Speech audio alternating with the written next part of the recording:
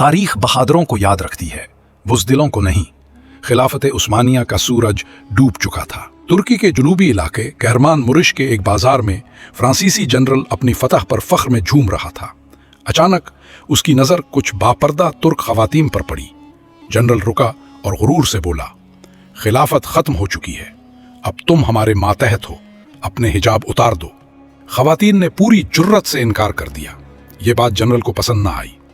غصے میں اس نے ہاتھ بڑھایا کہ ایک خاتون کا حجاب نوچ لے، لیکن قریب ہی ایک دودھ فروش یہ سب دیکھ رہا تھا۔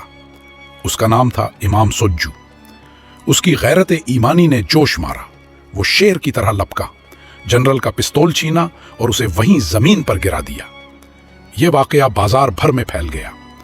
لوگ امام سوجو کے گرد جمع ہونے لگے۔ اسی لمحے سے آزادی کی ایک تحریک نے جنم لیا۔ امام سوجو، جو کل تک ایک عام دودھ فروش تھا، آج آزادی کا رہنما بن چکا تھا۔ کچھ ہی عرصے میں اس نے اپنے شہر کہرمان مرش کو فرانسیسی قبضے سے آزاد کروا لیا۔ ترک قوم نے اسے اپنا ہیرو مان لیا۔ شاہراہوں پر اس کی بہادری کے مجسمے لگائے گئے۔